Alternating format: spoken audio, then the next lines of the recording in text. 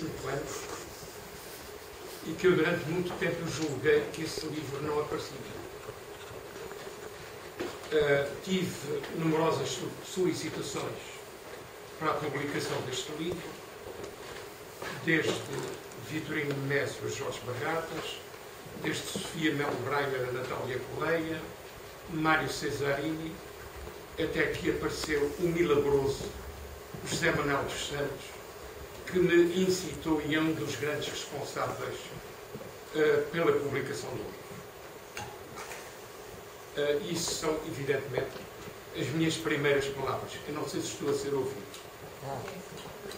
Eu começo por agradecer ao meu querido amigo Dr. Macedo e Cunha, presidente do Grêmio Literário, e que tem recuperado e dignificado esta instituição, dando-lhe o prestígio que ela teve através dos tempos e desde as suas origens, com grandes figuras nacionais, duas grandes gerações, a geração de Garrett e Herculano e depois a geração de 70, e que estiveram aqui, e que depois é a geração do Almada que está ali numa fotografia histórica, quando eu, há 100 anos, aqui aparece.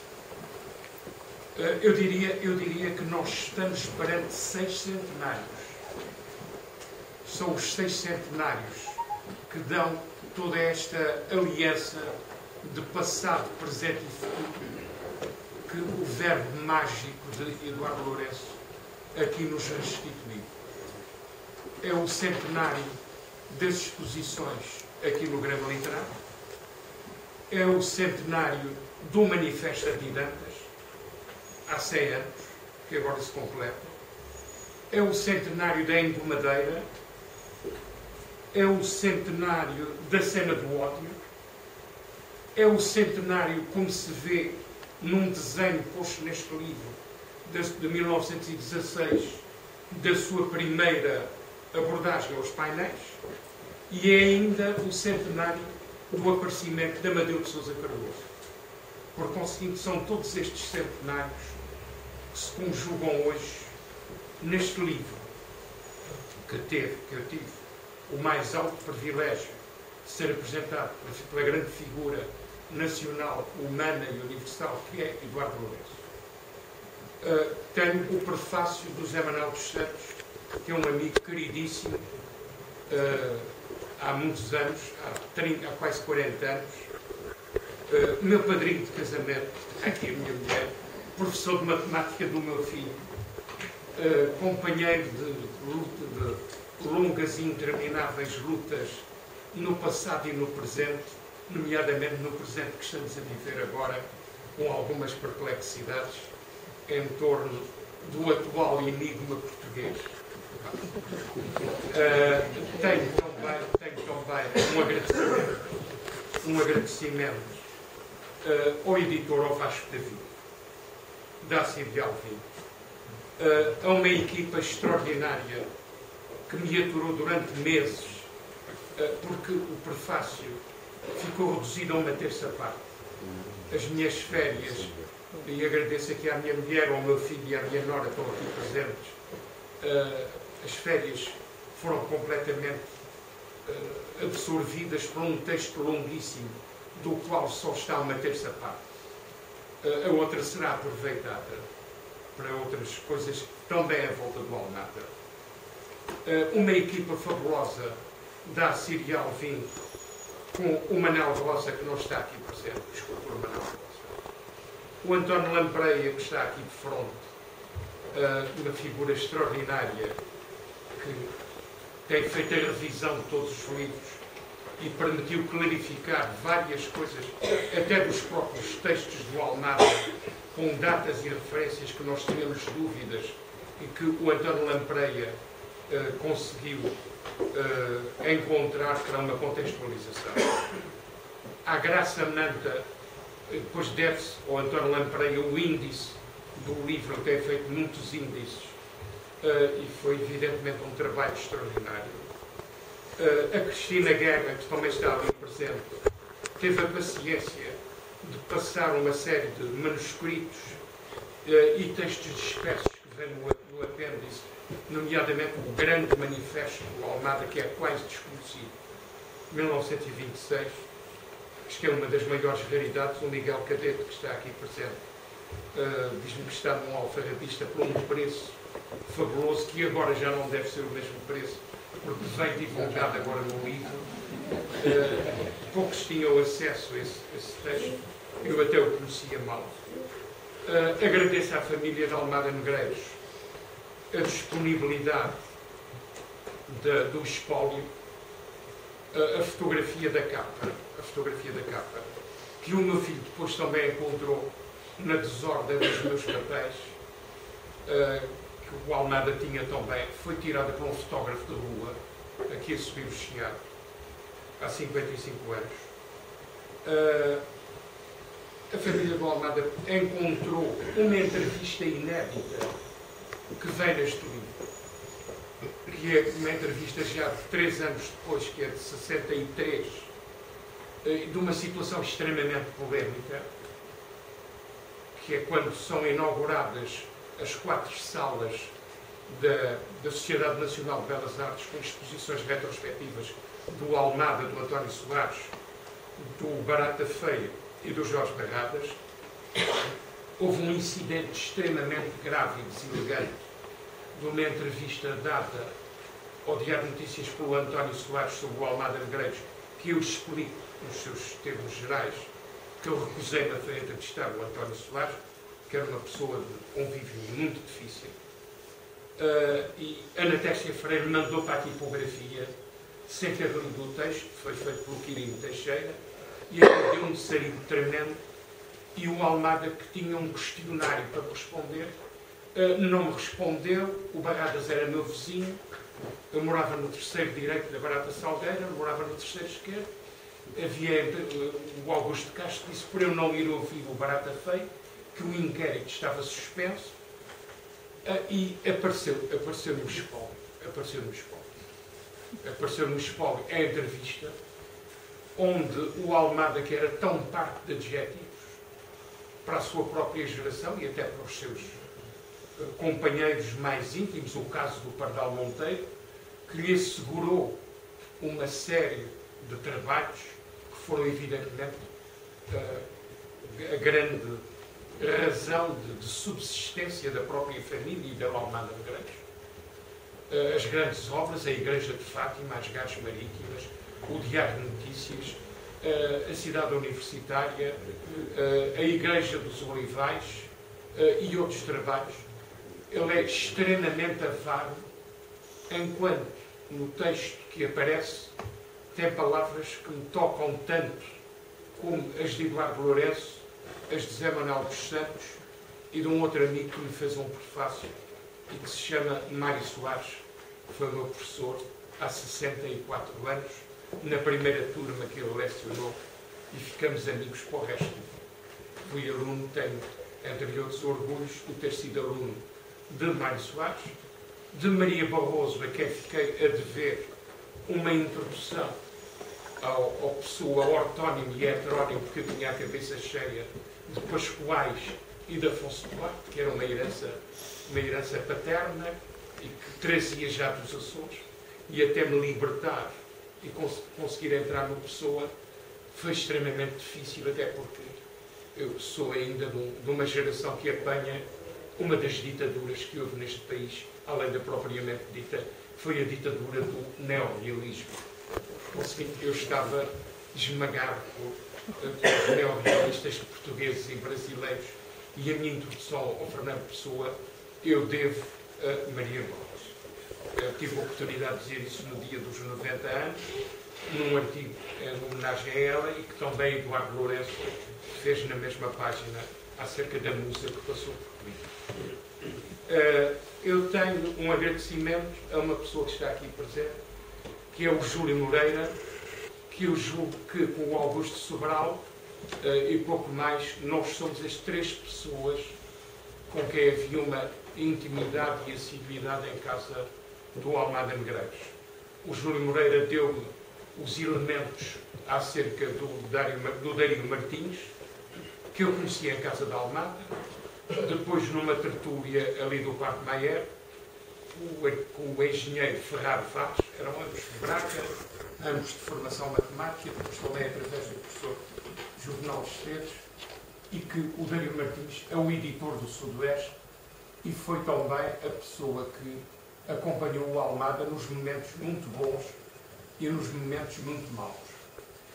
O Júlio Moreira pôs-me à disposição uma série de elementos que me permitiram retocar e refazer e contextualizar um artigo que eu escrevi no Diário de Notícias pouco antes da morte do Dário Martins, na Quinta das Siestas, salvo erro, ali em São João de Estoril, e em que ele ainda estava no esplendor da sua verde velhice e de opulenta gastronomia. É evidente que aqui nos meus agradecimentos eu não podia deixar de agradecer ao meu filho e ao Eduardo Júlio, que fizeram um filme lindíssimo que faz parte do lançamento deste livro e que vem na internet, e o meu filho com o nome dele, Álvaro Carrilho, porque ele não usou o meu nome de família Tavares, porque havia também um Álvaro Tavares que era fotógrafo, e ele adotou o nome de Álvaro Carrilho como designer, ele e a mulher, a minha nora que está aqui, e que tem um ateliê de design, e ele fez um filme lindíssimo, percorrendo os passos do Almada. Por conseguinte, todo este livro foi possível porque o Almada acreditou em mim. Eu era um jovem, eu trabalhava no jornal República, que era pouco recomendado nessa altura.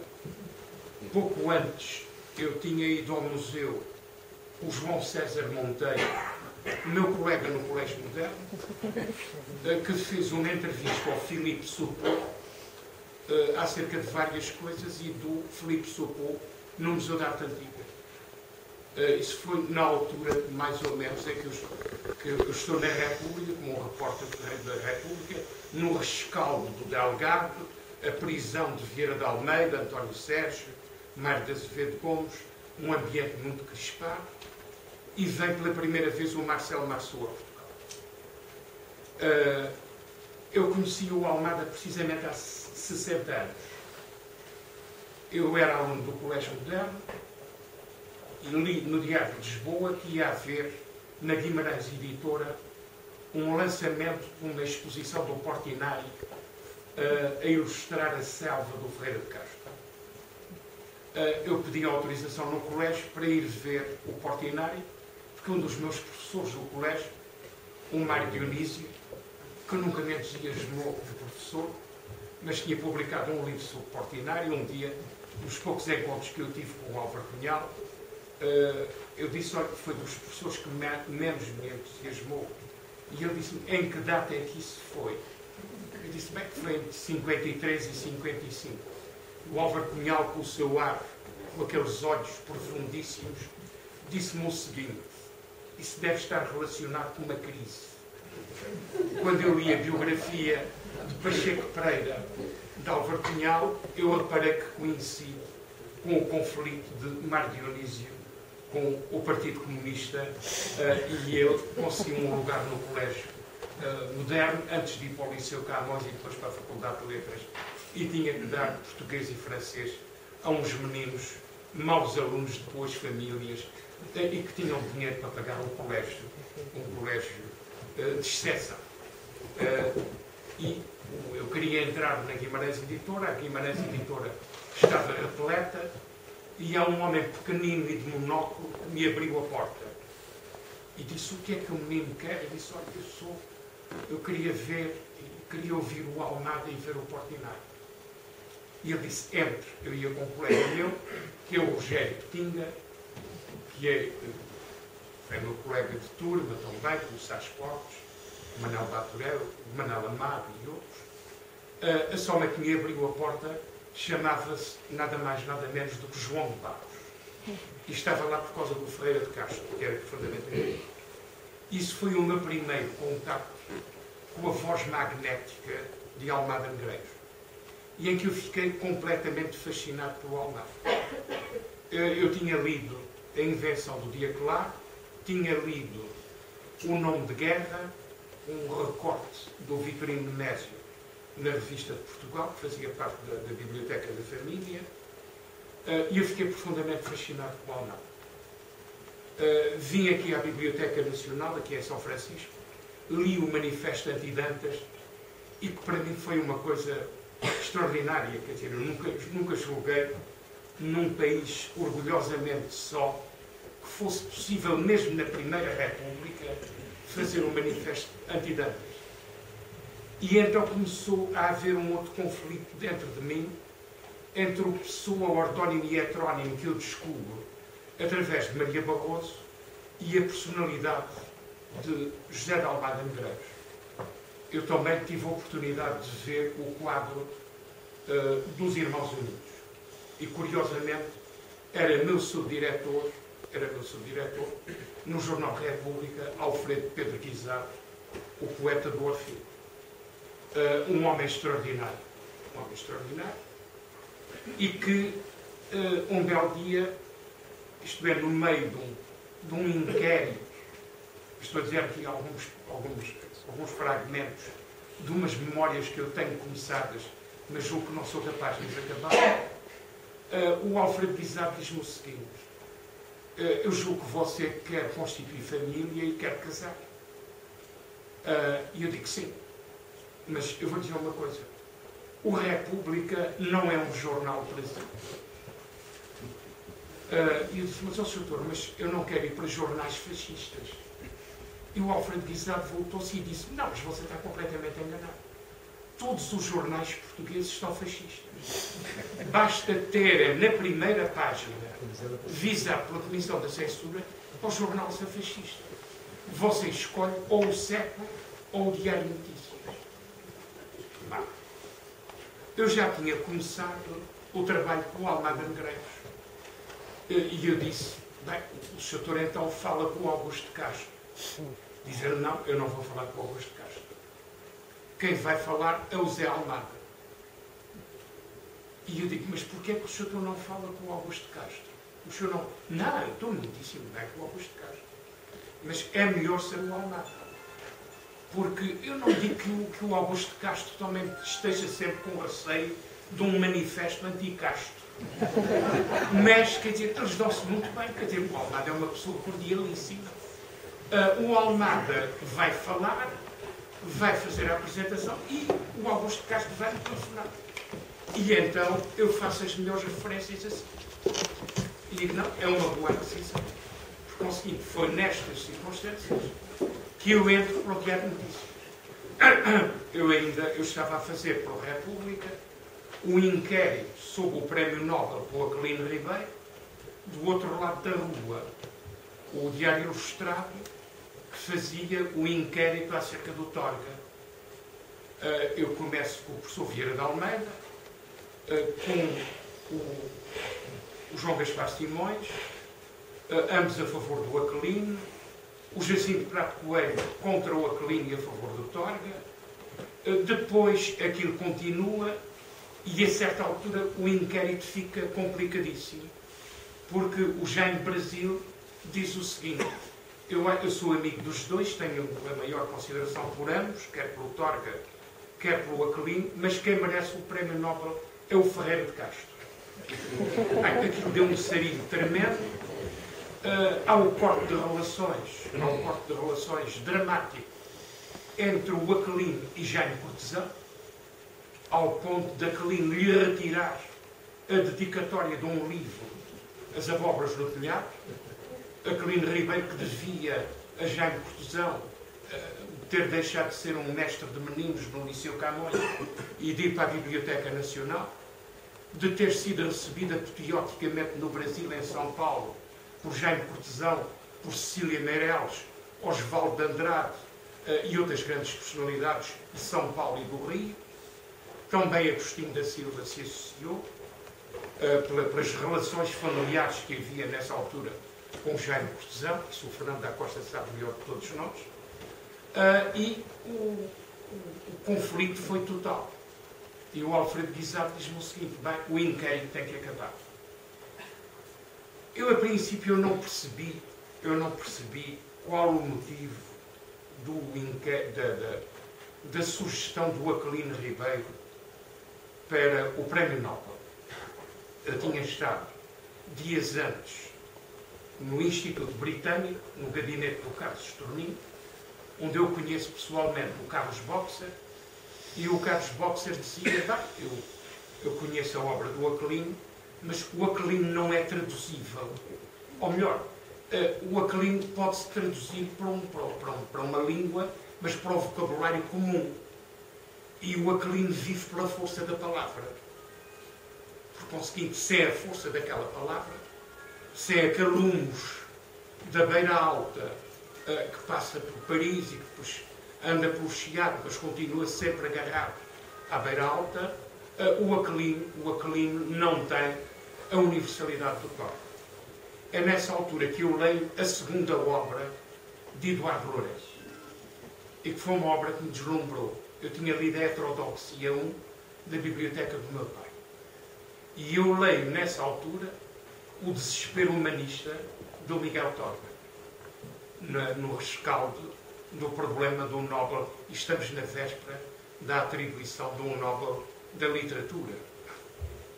Vim a saber, pouco depois, por Fernando Lopes Graça, amigo queridíssimo, durante 40 e muitos anos, que me ofereceu os autógrafos de todas as músicas dos Açores, que o Fernando Lopes Graça me diz o seguinte: o Nobel para o Aquilino foi evidentemente o resultado de uma conversa entre o professor Vieira de Almeida e o Manuel Mendes, porque era necessário provocar um escândalo internacional.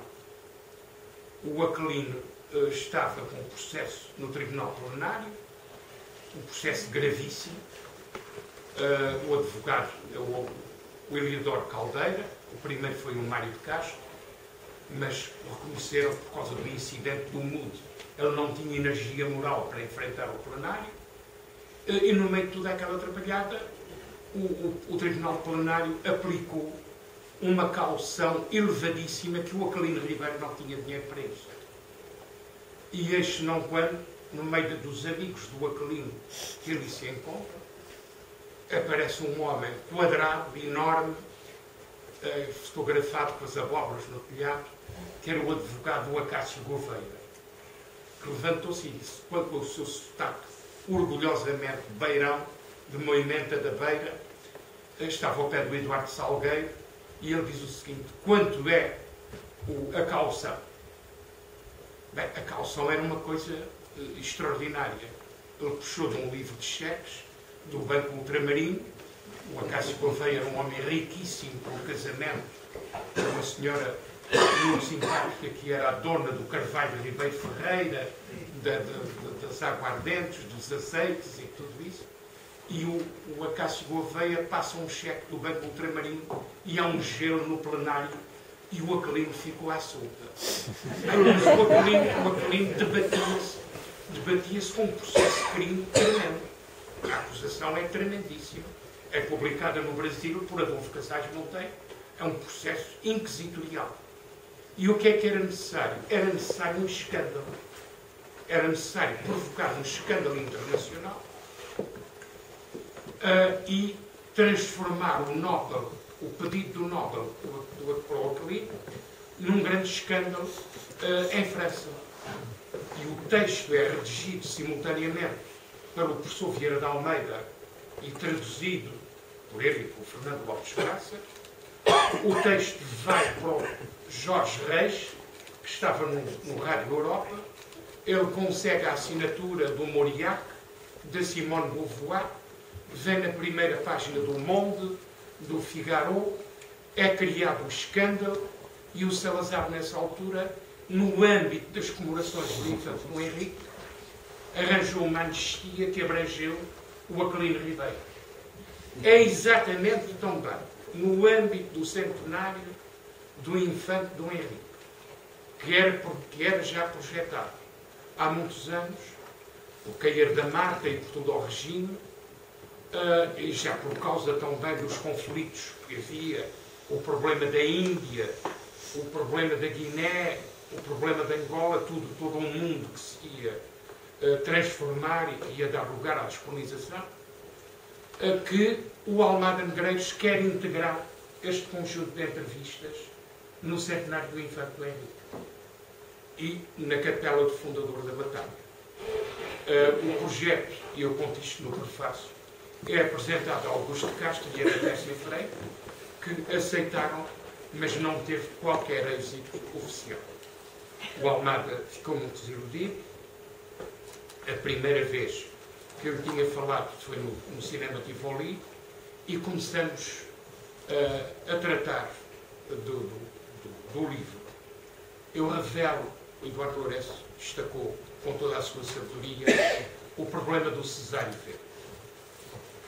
É a primeira entrevista em que o Almada contextualiza os dois grandes mestres do Orfeu, tirando a parte futurista e marinetiana, e que é num grupo onde está o Montalvor, uma parte do Pessoa, a tocadora d'arpa, por exemplo, onde está o Camilo Peçanha, mas muito alfabetizado, Cortes Rodrigues, Montalvor, e na outra parte o Cesário Verde.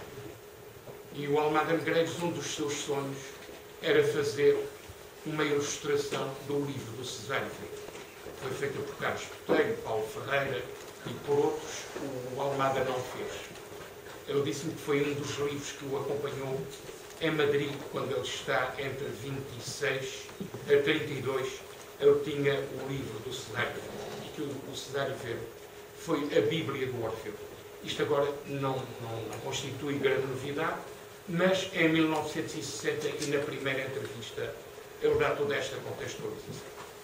Curiosamente, ele falava muito no Orfeu, o Orfeu ele próprio, o Orfeu simbólico, mas ele nunca me pôs em contacto com a importância do Orfeu que Eduardo Lourenço aqui assinalou, que é a conjugação da literatura com as artes plásticas e também com o próprio mito do Orfeu na cidade de Lisboa. E esse mito do Orfeu está expresso na geografia da cidade, no monumento à entrada do cemitério do Alto São João, que é o Orfeu feito pelo escultor Francisco dos Santos, o primeiro escultor que ganhou o primeiro prémio do Busto da República. É a glorificação do Orfeu. O segundo é uma lira feita pelo Almada, que é o 25º aniversário do Orfeu, no Diário de Lisboa, pouco depois da morte do Fernando Pessoa, e que também faz a glorificação do Orfeu.